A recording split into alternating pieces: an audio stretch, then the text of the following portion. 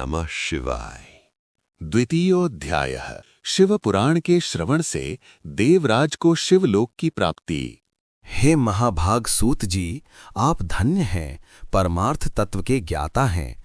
आपने कृपा करके हम लोगों को ये बड़ी अद्भुत एवं दिव्य कथा सुनाई है। हमने ये पाप नाशिनी, मन को पवित्र करने वाली और भगवान शिव को प्रसन्न करने वाली अद्भुत कथा सुनी।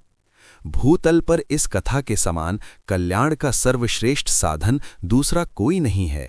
ये बात हमने आज आपकी कृपा से निश्चय पूर्वक समझ ली है। हे सूत जी, कलयुग में इस कथा के द्वारा कौन कौन से पापी शुद्ध होते हैं, उन्हें कृपा पूर्वक बताइए और इस जगत को कृतार्थ कीजिए। हे मुने, जो मनुष्य पापी, दुराचारी, खल तथा काम क्रोध आदि में निरंतर डूबे रहने वाले हैं, वे भी इस पुराण से अवश्य शुद्ध हो जाते हैं। यह कथा वास्तव में उत्तम ज्ञान यज्ञ है, जो सदा सांसारिक भोग और मोक्ष को देने वाला है, सभी पापों को नष्ट करने वाला है और भगवान शिव को प्रसन्न करने वाला है। जो अत्यंत लालची, सत्यविहीन, अपने माता पिता से द्वेष करने वाले, पाखंडी तथा हिंसक वृत्ति के हैं, वे भी इस ज्ञान यज्ञ से शुद्ध हो जाते हैं। अपने वर्णाश्रम धर्म का पालन ना करने वाले और ईर्ष्याग्रस्त लोग भी कलिकाल में इस ज्ञान यज्ञ के द्वारा पवित्र हो जाते हैं।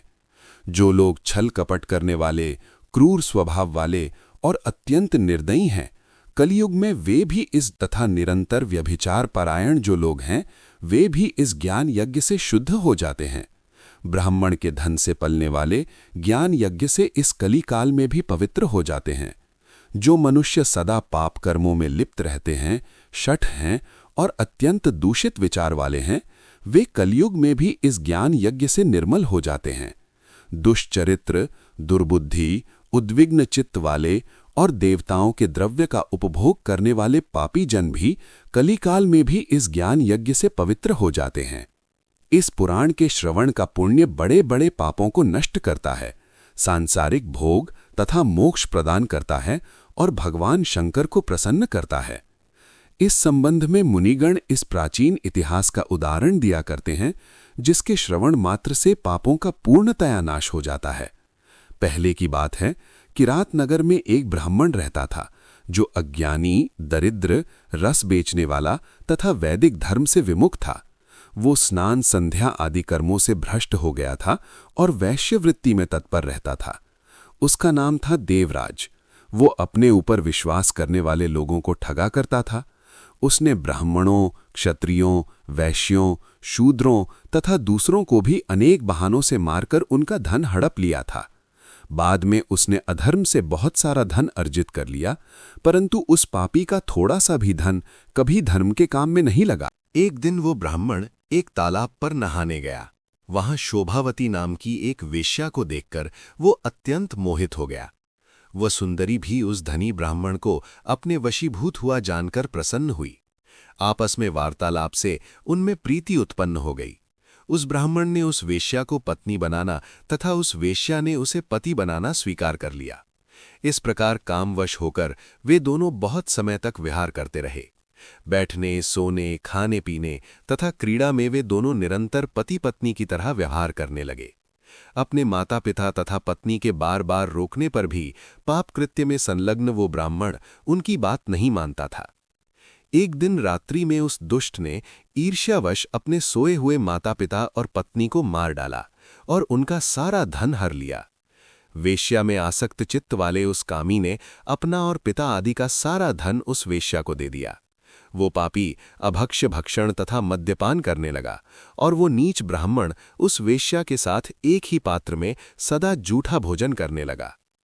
एक दिन घूमता घामता वो दैवयोग से प्रतिष्ठानपुर यानी घूसी प्रयाग में जा पहुंचा। वहां उसने एक शिवालय देखा, जहां बहुत से साधु महात्मा एकत्र हुए थे।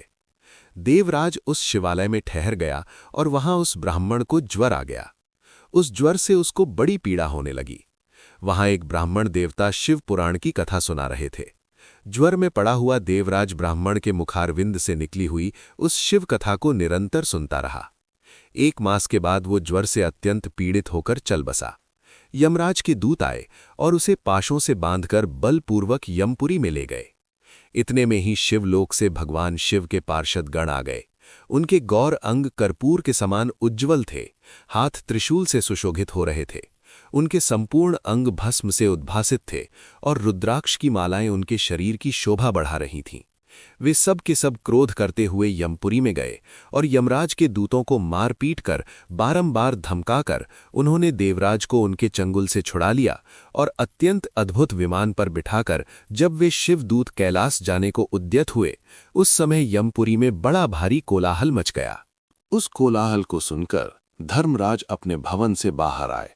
साक्षात दूसरे रुद्रों के समान प्रतीत होने वाले उन चारों दूतों को देखकर धर्मज्ञ धर्मराज ने उनका विधिपूर्वक पूजन किया। यम ने ज्ञान दृष्टि से देखकर सारा वृत्तांत जान लिया। उन्होंने भय के कारण भगवान शिव के उन महात्मा दूतों से कोई बात नहीं पूछी। यमराज से पूजित तथा प्रार्थित होकर वे शिवदूत कैलाश को चले गए और उन्होंने उस ब्राह्मण को दया सागर सांब शिव को दे दिया। शिव पुराण की यह परम पवित्र कथा धन्य है, जिसके सुनने से पापी जन भी मुक्ति के योग्य बन जाते हैं।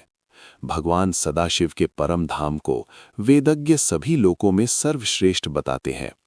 ब्राह्मण, क्षत्रिय, वैश्य, शूद्र तथा अन्य प्राणी, यहाँ तक कि जिस पापी ने धन के लोभ से अनेक लोगों की हत्या की तथा अपने माता पिता और पत्नी को भी मार डाला, वह वेश्यागामी शराबी ब्राह्मण देवराज भी इस कथा के प्रभाव से भगवान शिव के परम धाम को प्राप्त कर तत्क्षण मुक्त हो गया।